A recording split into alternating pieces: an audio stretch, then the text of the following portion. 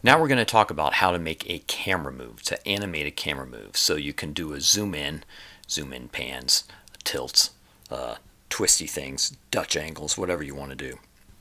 There's a whole plethora of things we can do. So right now I'm showing an example of a zoom in, and you'll notice how it includes in Storyboard, it shows you directional arrows that get printed out when you do export your panel, so that's kind of nice. So we do a camera move by going over here to our tool panels and selecting the icon with the camera and the little S curve.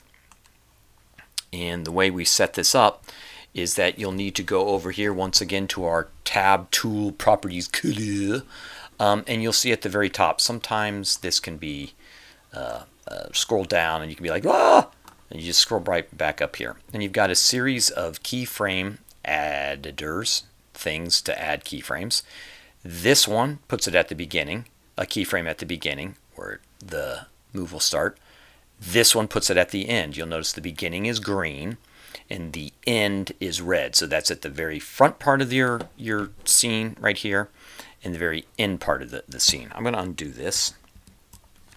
If I do a beginning one and then just want to put one right in the middle of my frame, my panel, if I hit this keyframe, just the keyframe without the arrow on the side, that'll make it blue.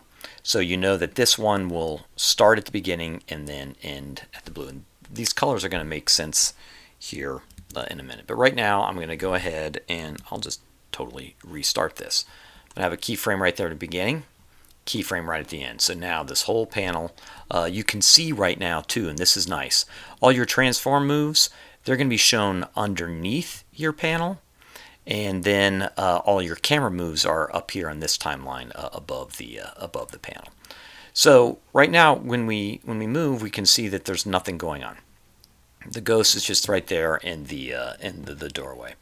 So if I click on my red button, knowing that that's at the end, you'll notice that these squares appear here. If I click on the green, it'll be green and it shows these squares there. And the red, meaning the end, it has these squares. So now if I know that if the green one indicates full frame, and by the end of this I want to be zoomed in to the ghostie's face, I just select this and zoom in. There we go. So moving, just to give you an idea, you can only move when your mouse has the four arrows, north, south, east, and west arrows. You might get confused and think you can just move, hit your space bar to be able to move around. That just moves your view. That does not move the face. So anyway, so now here we have it. So we can see it starts out at a nice wide shot and then zooms all the way in just like that, which is all nice Now, here's another thing that sometimes confuses people. When I'm playing this, it's zooming in as if I was watching it on screen, which is nice. That's because I have this set to camera view.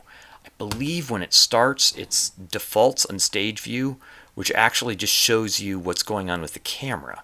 So that can be confusing because you're like, wait, my frame is getting much smaller, and it's just showing you zooming in into that point. So what you need to do is you need to actually add your camera view so it will look like the way that your audience will see that.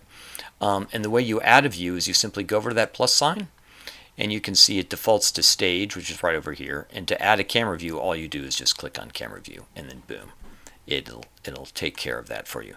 The other thing that you can do is you can go over here to this button so that now, you just zoom out here a little bit. Now, the workspace around it is all occluded. You can't see that. You can just see what's going on here. That is how you move your camera.